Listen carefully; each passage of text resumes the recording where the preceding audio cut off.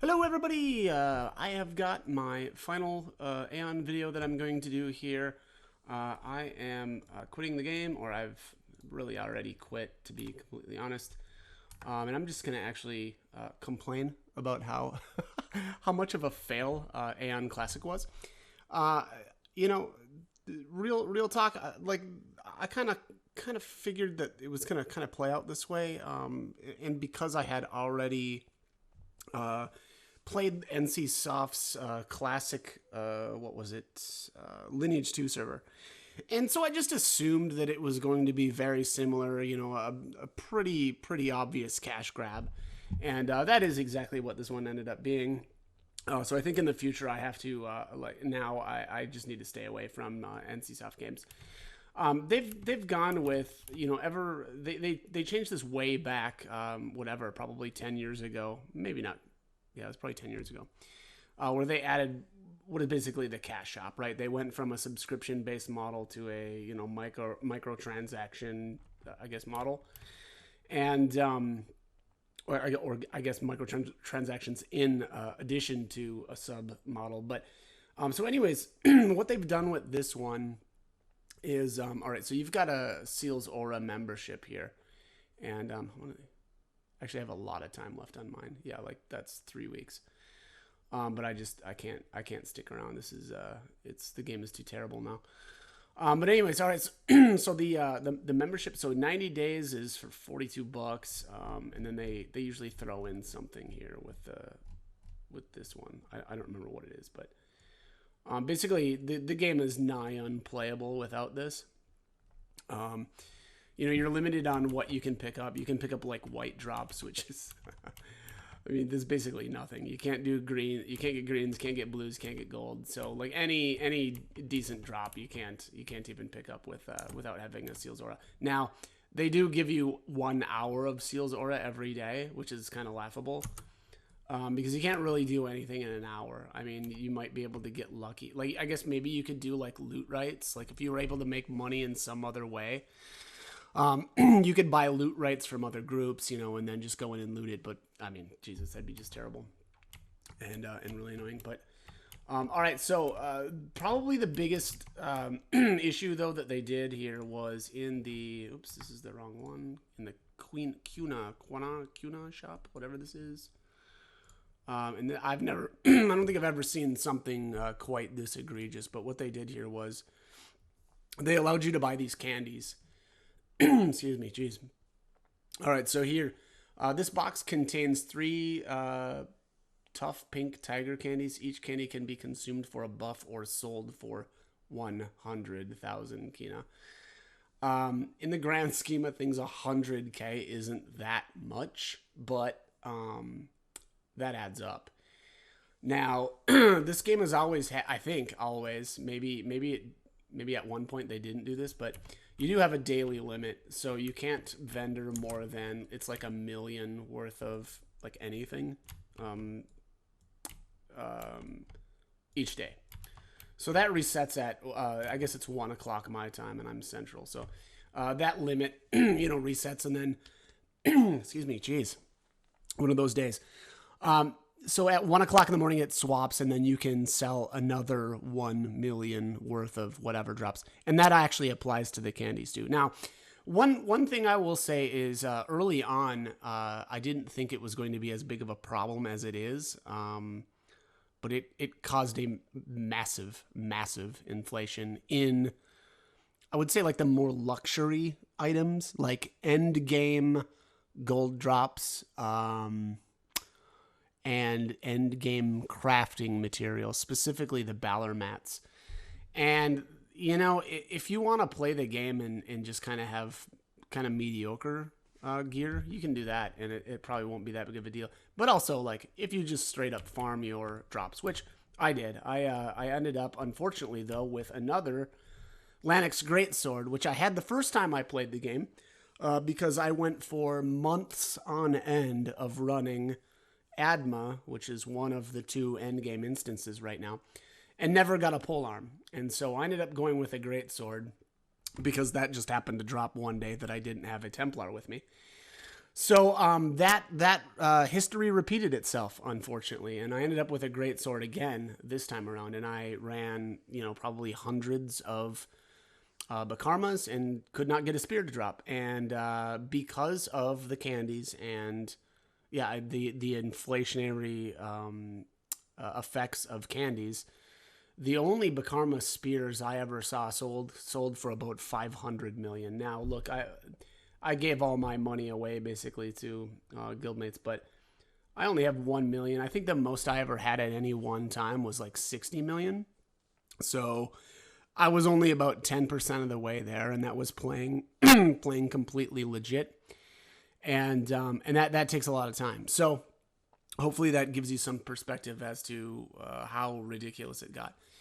Now, that's always kind of been the case, though. The Karma Spears have always sold fairly high, although I still think this time around they sold for quite a bit more. And so that was a huge problem. And I think it was, I don't think I've ever seen something just this egregious, that they basically just advertise this too as like, convert your real life money into in-game currency. I'm pretty sure I've never seen that in a game before. So a little ridiculous. Now, I guess you could argue that since there's bots, there's a lot of people that are going to be doing RMTing anyway. But and hey, maybe NCSoft is just kind of cutting out the middleman. Fair enough, but still, it's pretty ridiculous that you can have people that are just literally translating real life money to in-game money to get an advantage, because that's what this all boils down to, right? It's a PvP game. I think I had basically the same outlook was that I had on Lineage 2, where and I think this actually really applies to any PvP game, is people want advantages, and if you can pay for advantages, people will do that. So I think that mentality is actually what really drives this stuff. I mean, because at the end of the day, if nobody was dumping money into the Kuna shop or whatever, it wouldn't be a problem. But people want advantages in PvP games, so you could probably even get people to do that in a PvE base game as well. But so that's I think that's my major gripe, my number one gripe. Although there have been some other things too. So like, I was talking to my friends the other day. One of the early times we rifted over to do some PvP. I had some Sin ankle snared, and I was standing directly on top of him, like this. I mean, straight on top of the guy, and the game was telling me that my target was too far away. And I don't know if that's some weird desync with the guy that guy had, or a lag, or whatever the deal was. But that happened on quite a few occasions where, it would just tell me that I wasn't actually near my target. And when you have things like that happen in PvP, like, you can't really afford to just be standing around, while you're probably best offensive. Well, I don't know about that. Maybe ankle snare isn't the best but whatever. It keeps some classes kind of locked down, at least for a little bit. And when you just can't even hit the guy, that's a huge problem, right? So it's just kind of like buggy, weird stuff. And we ran into that quite a few times. Not only stuff like that, but also like just people getting stuck in terrain. There was a spot where my friend had told me about being whatever rooted as he was gliding down into a moat, and he basically got stuck there for hours. Now I don't know if he didn't use it, or he didn't try the escape command, which is what is this thing over here? It's under skills, right? And yeah, you just hit this button, and that'll take you back to your bind point. But sometimes that doesn't work, because basically the game treats you as though you're still moving or something like that. So I guess, I don't know. But anyways, long story short, it's just goofy stuff like that, where it's like, these are the kind of bugs that should have been hammered out a long time ago. But the reality is, NCSoft isn't treating this as a long-term game. It was the same way with Lineage 2. These are cash grabs. And in my opinion, as far as I know, every classic type MMO that I've ever played, have been treated exactly that same way. They don't put really any effort into fixing bugs. They have a very, very tiny staff that can do really anything, and they treat them and they do a cash shop, and they try to get money out of people with that cash shop. So again, I would say that the Aion Classic was no different than any of the other Classic servers I've played, although I will argue that this one is the most egregious, again, with the candies. Again, I've never seen anything like that before. It's ridiculous. So that's one of the things. There have been a couple of other issues, though, that have kind of arisen with this. And that being the timeline. So my understanding is that Korea got their first major patch on a shorter timeline than we do. So basically, they made us, or they waited an extra month for us. And man, I think that absolutely was the worst decision they could have made. The game was semi-healthy, it seemed to me, for the first 1 to 3 months. But that extra month, this last month, just completely killed it. So between that and another game called New World came out, I think that was just kind of like the nail in the coffin. They should have released this, again, about a month ago, the patch. Now that'll be coming out on, let's see, it's Sunday the 10th. I think it'll be Wednesday. What will that be? The 13th or 14th, something like that.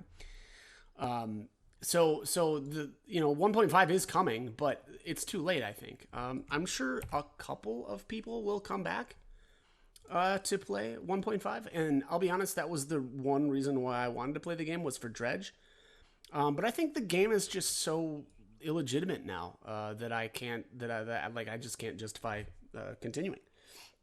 Between AP trading, which I'll be completely honest, I completely understand anybody that wants to AP trade. I'm not saying that they should do that or it's a good idea or whatever, but the reason why is because there is no good way to get AP right now. It's trash. Probably the best way to gain AP is to stay level 40 and kill bots, and that's pathetic. I mean, that's the other thing that I haven't even actually touched on yet. It was bots, and that was it was just, the game was completely overrun for quite some time. Those have died off now because I think the game is pretty much dead. But you'll still see them here and there. But I mean, I can't really say that there's a much worse. Between inflation, bots causing inflation, and the obvious bots running around, the same ones running around day in and day out for weeks at a time, it's pretty obvious that NCSoft is not monitoring this stuff. And again, I think that just reinforces the idea that this was a shameless cash grab. And man, a very minor issue I had also was the events just not working. I think almost every single event that they tried didn't work. There was some goofy one where you get to interact with some whatever NPC here, and you were supposed to get a flight buff. Well, the Asmodeans had one that basically never worked. And it was comical. I mean, it actually was funny that, and there was another Gojira, right? It's supposed to be Godzilla, right? And that event, I went to it the first day, and I don't know, the monster just despawned. It was hilarious. It really was funny how many times they just completely screwed something up. Or they would do a patch on one day that gave us an experience boost. And then it was only supposed to last for a week, and then they just didn't turn it off, so it lasted an extra week. Okay, cool, bank error in your favor, but still, it was geez, guys, you can't even get this stuff right. Okay, well, all right, fair enough. But all right, so anyways, back to the AP trading and stuff. I would say that was a huge issue. But again, I understand why people do it. It's because there's no good way to gain AP right now. Farming mobs in the Abyss is not good, and it's boring, and it's lame, and you just don't get enough for it. And then on top of that, if you're high rank at all, you've got a target painted on your head. And hey, that's cool. If anybody wants to do that, my hat's off to them. I don't really like farming the Abyss in the first place because I play a gladiator and I hate playing a gladiator in the Abyss. But again, if anybody wants to do that, my hat's off to them. But oops, I'm looking in the wrong spot. And also to put things into perspective. So this game has been out, I don't know, is this the 4th or 5th month, something like that? And I hit 50 really early. I went really hard and hit 50 early. And I did the PvP dailies basically every single day and the weekly as well. And you get these Crusader tokens. So let's just take a look here. These Crusader tokens are, if you're not like farming, mobs, I think it's the best way to gain AP because you can exchange them for these bags. So this is a major Blood Crusader award bag, and you get crowns out of this. Now crowns, I don't know what normally how much you're supposed to get out of these, but I will say one thing. I had 104 of these. I think it was 104 tokens. That sounds right. And ended up being 26 of these bags. When I averaged everything out, I ended up at about 10K per bag. So it was like 3 months worth of dailies got me, I think it was only 300K AP. That kind of seems like a lot, but when you take a look at, let's just say, our end game weapons here, this thing is 922K. So if I had continued with that ratio of AP per bag, that would have taken me almost a full year to get this one weapon, right? It was, like I said, it was about 4 months of grinding those tokens to get 300K. And again, that's only a third, so about a year. Now, again, to maybe put things into perspective, Dredge is about to come out, and you can get about 10K AP per Dredge win, and you'll be able to do Dredge, I think, if they keep everything the same, about 3 Dredges a day. That's if you go hard, right? Like that's not for any casual player, that's not going to happen. But let's just say you're, hardcore and you do 3 wins. Again, that's 3 wins. That's going to be tough to pull off every day unless you're in an amazing group. That's about 30K a day. So at, 900K, so 10 days will get you 300K, a full month of grinding to get this weapon. Maybe that doesn't seem so bad, but again, that's 3 wins a day. That's just not going to happen for most people. So, and here's the thing. When I played before, kind of like in the glory days, we didn't just have Dredge. We had Fort Instances as well. But Fort Instances are not coming out in 1.5. And Fort Instances are really, really good AP gain. So for me, I can't justify continuing on. Like, it's just going to be just straight up too much grinding. And I don't think I've ever been a player that's been, oh man, I want everything, immediately right now. Right. I don't think that's been the case. But I will say it's tough. It's tough to go back to, and by the way, there's a reason why they added, forts, 15 years ago, right? It was because AP was extremely hard to get. And, so that got added. And now to not have that's tough, right? So that's probably my those are my biggest gripes. Again, I think a lot of this stuff could have been I could have dealt with a lot of this stuff, like the inflation stuff. That's tough to get around though, because you want to plus up your gear, and the problem is with all this inflation, the enchant stones to plus up your gear are extremely expensive. They're crazy expensive. And a Bakarma spear, 500 mil, I'm not going to do that. I would have to get it on a drop, but I've also been hammering that instance for 3 months straight. I was definitely doing two instances a day. in the first couple months, and then there was a couple of days that I did do 3 in a day, but I couldn't keep that up, and I don't think that's reasonable to do that either. Yeah, I probably just got I probably got pretty unlucky, right? I don't think most people have tried to grind it out as long as I did and not ended up doing it. But who knows? Maybe that did happen. But regardless, and I think the reason for all that too is that this game is designed just designed to waste your time. Like, I kind of hate to say it, but that is the case. So instead of doing a lot of content, they make you do what little content they do have all day long or multiple times, however you want to look at that. Right. And then on top of that, what they do here with these instances, they put them on a 6-hour cooldown. So anything that's decent. So the 2 end game, Adma and Drop in Your Cave, are on a 6-hour cooldown. So like, you can't actually just grind them out until you get your weapon, right? They make you wait 6 hours at a time. So, it just ends up being really lame. And again, instead of doing like a lot of content and releasing a lot of content for this game, they didn't do that. They just made all the drop rates extremely tiny, so that you'd have to run things a billion times. And let's be honest, that's effing lame. I think in a lot of games today, or what I would say, I measure a lot of MMOs these days up against WoW, obviously, because it's the most popular, but also Final Fantasy XIV. And I still think that Final Fantasy XIV is the best MMO I've ever played.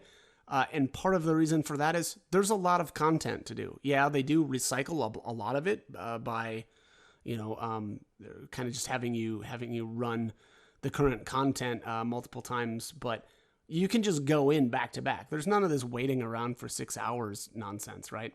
And there's more than 2 instances, because Jesus, 2 instances? Wow. But anyways, those are my biggest gripes. Like I said, I had a bit of fun for a while. Mostly, though, I think it was nostalgia, right? We played this game back in the day. I had grinded out, whatever, full 50E everything. But it was a lot easier when I did that because Ford instances were out and Dredge was a thing. And it seemed like a more legitimate game back then. Now, real talk, though, Aion has always had massive bot problems. And also hacks, which I can't believe I forgot about until just now. This game has always been full of hacks, and speed hacks, radar hacks, teleport hacks. It's kind of nuts. So I would say that this is just of the games that I've played, and I've played quite a few. I haven't played every single MMO obviously out there, but Aion today, as it is now, this is the most illegitimate game I've ever played. And that's sad because I enjoyed playing it and I thought it had some really fun aspects to it. I've always really liked the stigma system. I thought that was cool. It was kind of a way to, kind of make your character a little bit more unique, though you could argue, there's certain stigmas that are just not usable at all and fine, whatever. But yeah, I don't know. The animations are fun and cool, and the game looks good sometimes. But at the end of the day, the multiple issues that this game has got just makes it not worth playing. It's just, again, I can't stress this enough. This is the most illegitimate game I've ever played. And that's really, it's too bad because I have at least some fond memories of it. But that's going to be it. That is it for the Aion Classic experience. I wish I could have, maybe held out for another, few days to try out Dredge, but I just can't do it. I think that there's too many issues that I've got with it that make me not want to play. And, so I will not be, wasting my time in here anymore. So, that is it. That is my thoughts on the Aion Classic server. It's a real shame. It could have been, I think, a lot better, than it was. But, greed and microtransactions have destroyed another fun game for me. So, that is that. If anybody sticks around, my hat's off to you. I hope you have fun. I hope you enjoy, genuinely enjoy playing the game. But I'm done. So that is me. I am out, and thank you for watching my rant.